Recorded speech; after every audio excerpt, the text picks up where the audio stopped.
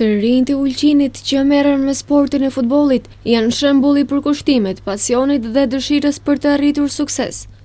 Ata përfaqësojnë një brez të ri që promovon vlera të shëndetshme dhe bashkëpunim. Me përkushtim dhe përpjekje të vazhdueshme, po ndërtojnë të ardhmen e sportit në qytetin ton, por sa ka terrene të përshtatshme për stërvitje dhe ndeshje, sa ka mbështetje futbolli në Ulqinë nga institucionet e ndryshme, për këtë na flet Halil Dali Truma, treneri i gjeneratave të reja të klubit futbollistik të Otrantit. Si vlerësoni terrenet për futbollin në qytetin e Ulqinit? A ka terrene të përshtatshme për stërvitje dhe për ndeshje? Faleminderit edhe njëra dhe juve, se i përket fushave të futbollit në qytetin tonë, domethënë qyteti i Ulqinit për fat keq ishte një qytet që ishte çdo herë i njoftun për problematikën siç kishim me fushat e futbollit. Si që jeni edhe të informuar, domethënë me fushën e re të futbollit, i cili është ndërtuar para diku një muaj ditëve, një muaj e gjys, ku ka bë pjesë edhe ekipi i parë jon, ka bë edhe ndeshjet, 2 ndeshje zyrtare në atë fushë. Mund të themi që është një problematikë që me të vërtet ne të cilët punojmë me gjeneratet e reja e dim, besojmë më së miri atë gjë.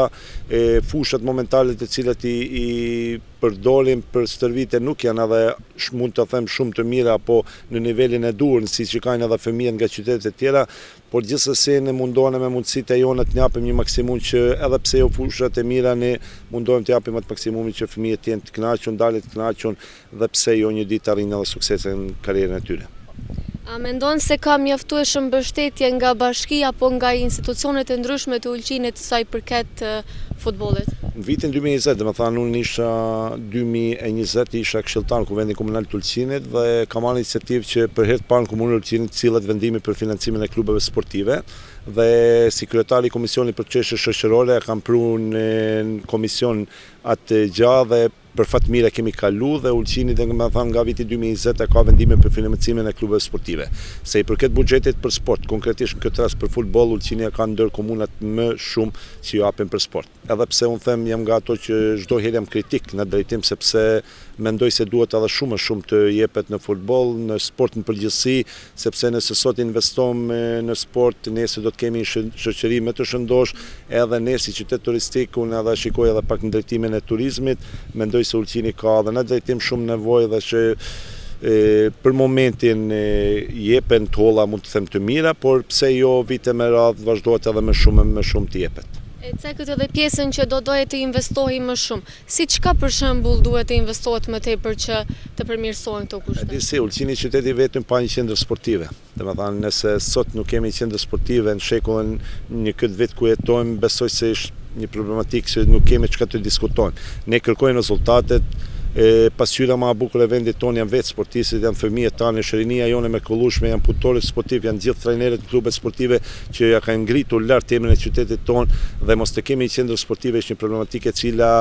është shumë e madhe, por ajo që ka mu më brengos më shumë apo që më pengon më shumë nuk është ajo pse sot ne nuk kemi. Problematika më e madhe është se ne nuk kemi të bëjë asgjë që të kemi nesër një qendër sportive të tillë ku klubet e karateve, klubi i handbollit, klubi i basketbollit, klubet e futsallit, domethënë kanë ku të bëjnë gara. Për fat keq është një problematikë e cila na mundon ta shumë vite, shumë herë kam dalë edhe hap, tash kam ndoshta ndonjëherë edhe kam kritikuar sepse ndoshta vetëm ashtu do të bëhet një reagim, por për fat keq e gjitha ka shkuar në vesh të shurdha dhe besoj dhe shpresoj që në vazhdim dëgjojmë ndonjë ide apo ndonjë mendim nga personat kompetent që të punojnë në drejtim. Po sa i përket futbollistëve të Ulqinit që dëshirojnë dhe kanë potencial që dalin edhe në klube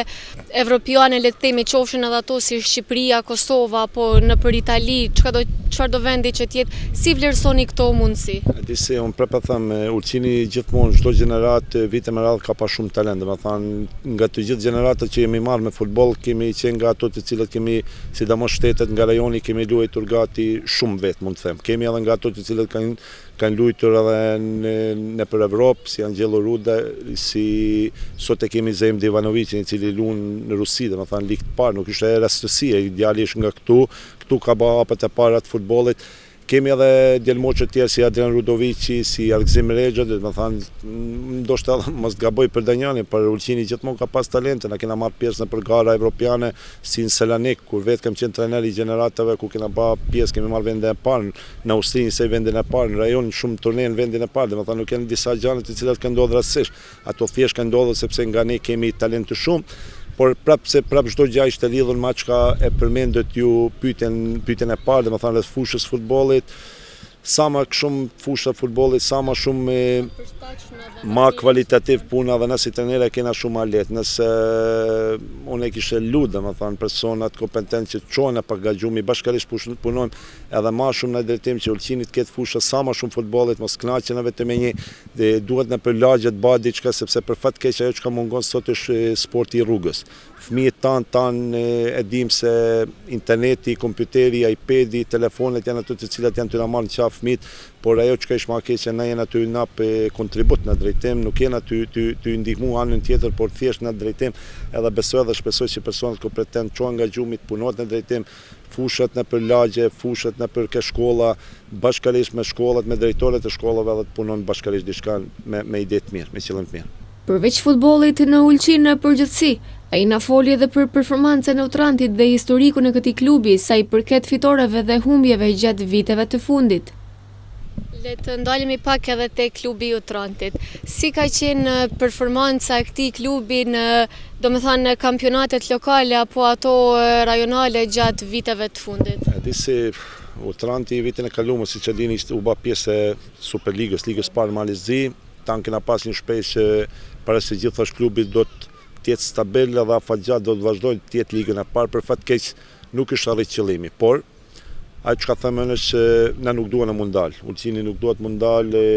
meqense Otranti është klubi i komunës, komuna duhet me vazhdu me përkrah Otrantin me shpresën që të kthehet në ligën e parë. A ka ndoshta dakush që ka gabu diku, sepse ka ndodhur kjo çka ka ndodhur, ndoshta edhe ka ashtu persona të cilat japin parën, persona të cilat e japin atë euron e qytetarëve të komunës së Ulqinit, mendoj se duhet të punojnë në drejtim që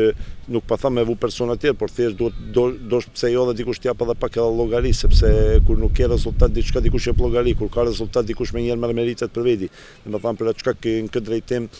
nuk jam i kënaqur për faktin sepse kemi rënë nga liga e parë, por për vazh zoti inshallah kthehemi. Po a di se ne jena qytet i vogël, ne duhen të jenë real, ne jena klub i vogël, klub i sa po formuar, mund të thënë me temela.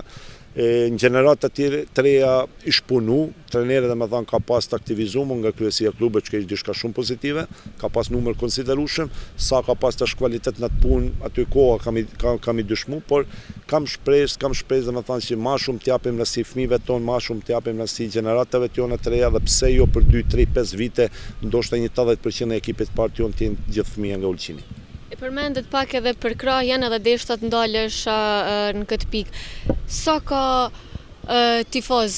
të Ulqinit, sa janë përkrahës i këtij klubi? Ishte një fatkeqësi, domethënë ishte një fatkeqësi sepse gjitha ndeshjet në gati i kena luajtur jashtë. Edhe sikur të luajim gjitha ndeshjet brenda me mesatarin ishim me numrin më të madh tifozave në Malzi. Është diçka, një realitet, nuk është diçka se na të shena duke folur edhe të bëj çifin vetit, por është një realitet i cili gjithmonë ato si kanë luajtur kundër nesh, që sot i kam shoh, më kanë thënë vështirësitë më të mëdha kur i kanë bën ndeshjet, i kanë pas në Ulqin për shkak të numrit të madh tifozëve. Ulqini e don futbollin, tifozat e Ulqinit, populli i Ulqinit e don shumë klubin e tyre të zemrës. Prap po them, na meritojmë si qytet të jemi ligën e parë. Ndodhi çka ndodhi, ramë ligën e dytë. Unë i them fjalën popullore që nuk ish bërë qameti, hajde të vazhdojmë më gjatë, kthehena sa më parë. Besoj, shpresoj afatgjat ndodh diçka pozitive, sepse na si qytet turistik e kena, mendoj unë, obligative niveli sporti unë tjetë nivelin sa më të larta, sepse me atë gjatë na përfaqëson vendin ton, qytetin ton, edhe duke ditë gjitha ato thika që janë të ndodhur Ulqinit, ne jena mendoj sportistët, edhe unë këtë rast si falenderohem si gjithë, janë të nam një kontribut të ngrisin këtë qytet sa më lart, edhe besoj dhe shpresoj që edhe politikat luajnë pak rolin e sportistëve, ta kuptojnë sepse e kjo jeta ishte pak edhe, si thotë, ishte shkurt edhe duana sa më la një e shpejt shumë edhe të lam diçka pozitive për vendin tonë, sepse këtu duana me vazhdu me jetu edhe me rrit fëmijët e jonë. Unë të falenderoj shumë që ke gjetë kohën, sa do pak për këtë